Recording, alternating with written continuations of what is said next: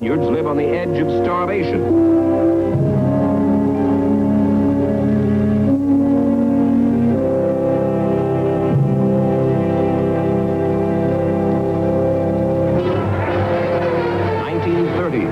Civil unrest gripped Spain, and aroused people have had enough.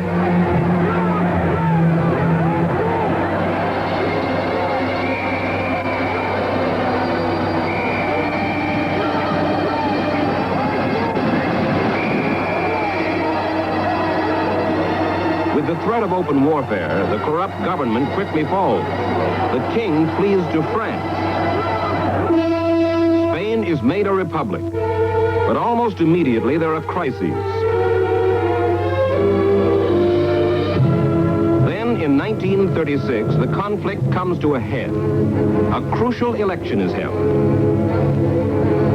The political left wing unites in a popular front. Liberals, socialists, anarchists, and communists. They decisively defeat the right wing, consisting of the army, fascists, landowners, monarchists, and the Catholic Church, which in Spain is traditionally linked to the aristocracy. With his prestige as a general, Franco now becomes a key figure in a growing plot against the Popular Front's Spanish government. The right wing, dominated by fascists and reactionaries, decides that if they can't come to power in free elections, they'll do it through war.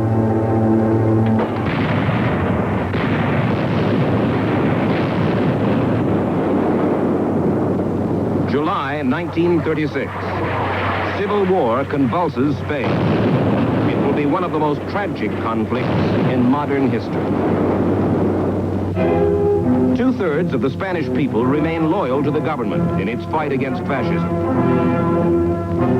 They volunteer by the thousands, but they are ill-trained and ill-equipped.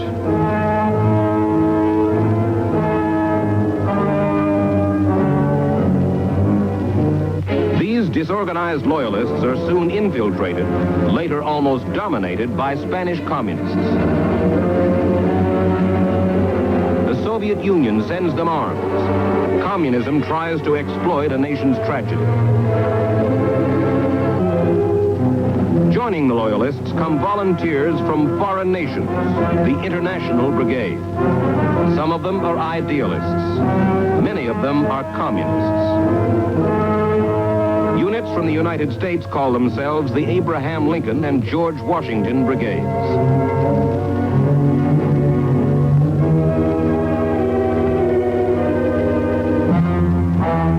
The Spanish army is marshaled against the loyalists. Franco soon takes command of both the army and all phases of the revolution. Franco receives help from the outside, troops and material from fascist Italy and Nazi Germany. Hitler and Mussolini grasp this opportunity for a dress rehearsal for World War II, and their aid will be a deciding factor in the revolution.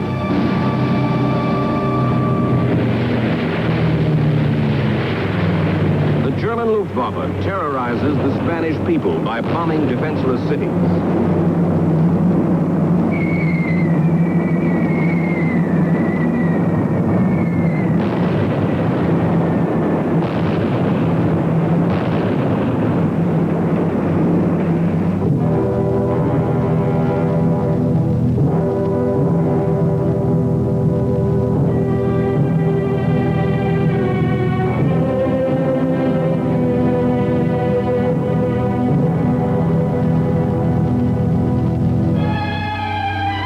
Years, deep-rooted hatreds explode in violence.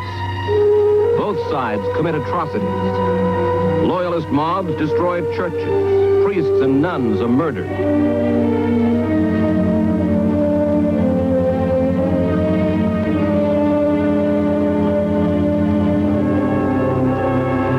The fascists stage wholesale executions in captured towns and cities.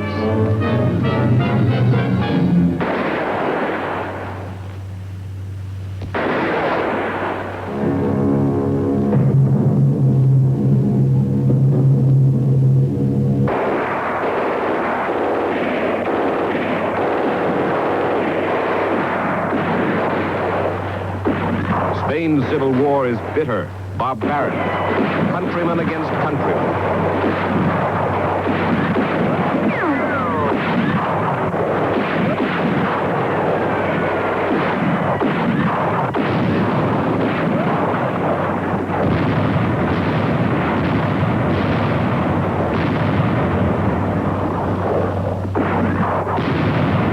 Franco conducts the war with cold calculation. Says one writer, he turned to the world an untroubled face. Amid hatred and slaughter, he was a bandbox figure of a soldier.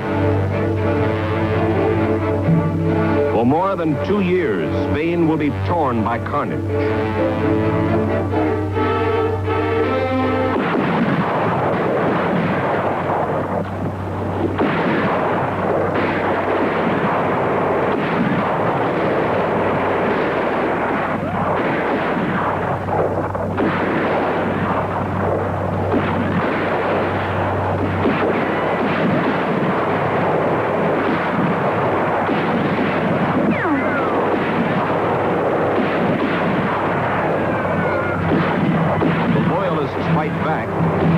Heroism is futile.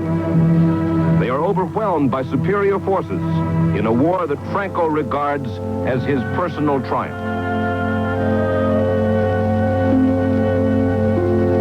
And at the end, the proud people of Spain are left to suffer in a ravaged land.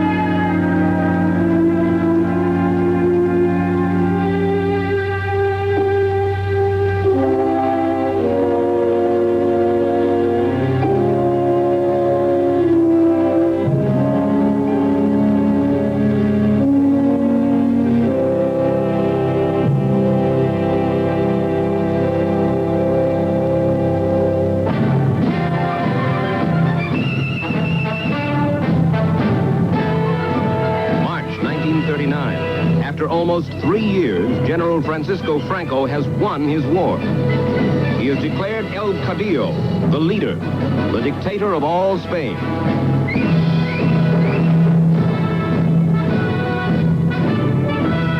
You have placed Spain in my hands, he has told the fascists. And I assure you that my hands will not tremble. Now, this strange and ruthless man makes plans to bend a defeated nation to his will.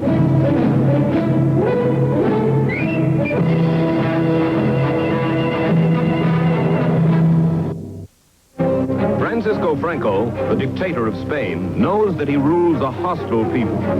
He can stay in power only with an iron hand. To the minority of Spaniards who hail him as their leader, Franco promises peace, tranquility.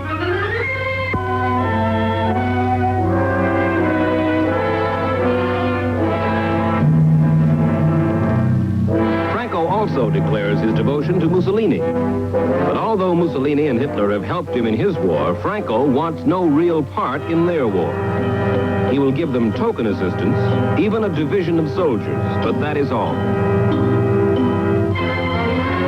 Franco has work to do in Spain itself, and he will proceed as he always does, with discipline and determination.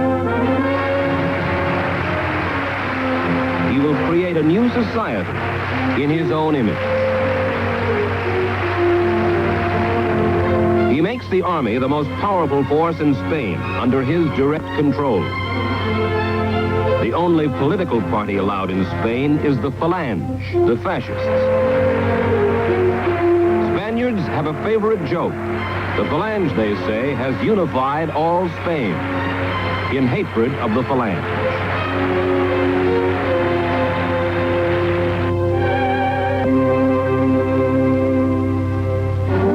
Franco, an avowed enemy of capitalism, clamps a fascist economy on Spain. The government controls all production, controls prices and wages, labor unions and employers. Corrupt officials, including Franco's own relatives, grow rich on a system of special privileges, influence peddling and graft.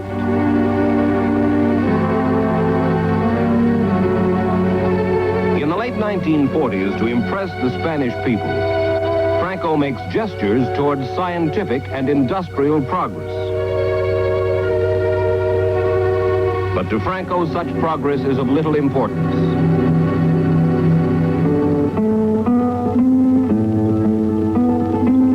Under fascism, the majority of the Spanish people remain virtual serfs, living in grinding poverty.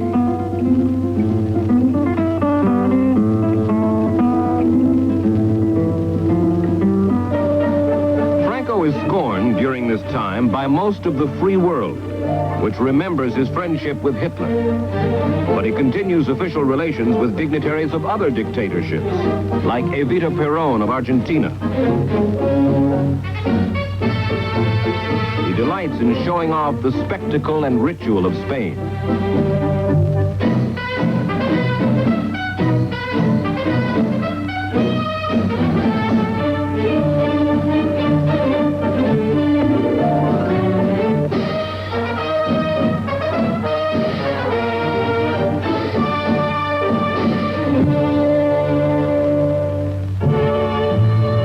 In the early 1950s, Franco's position in world affairs changes. In the midst of the Cold War, the United States, in exchange for defense bases in Spain, offers Franco diplomatic recognition and military aid.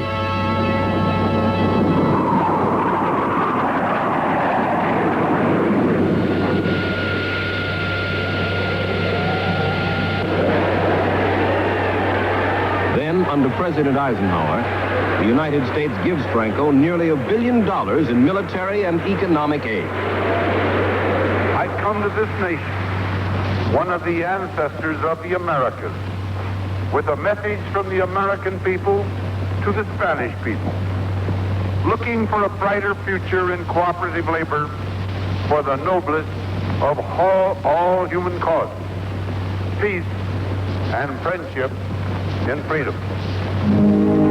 For Franco, the money comes none too soon. His economic controls have driven Spain into bankruptcy. Franco's new relationship with the United States helps to sway world opinion.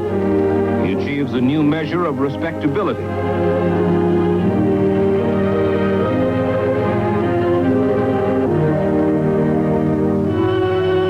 Among other world figures who now pay state visits are Prince Renier and Princess Grace of neighboring Monaco.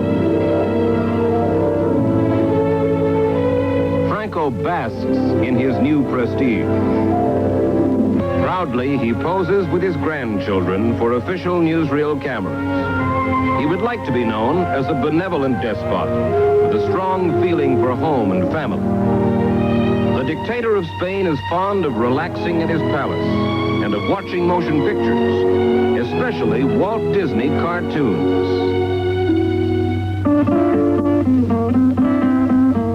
Franco, the old man of war, becomes an ardent sportsman.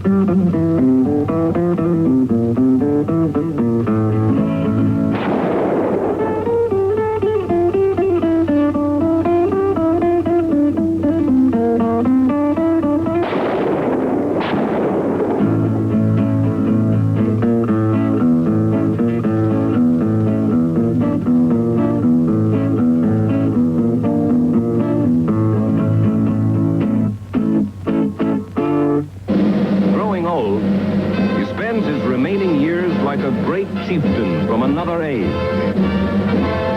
He surrounds himself with pageantry, banners, and bugles.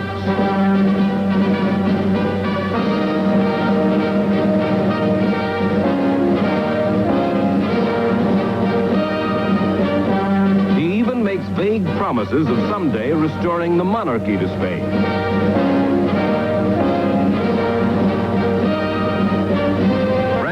Franco pays homage to a glorious Spain that he never knew, when Spanish armadas and armies dominated the world. Franco would like to escape the conflicts of the present. He retreats into the past.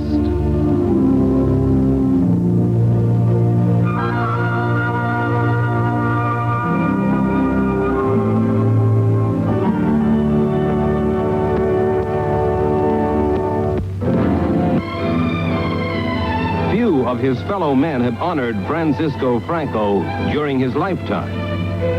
he will honor himself in death.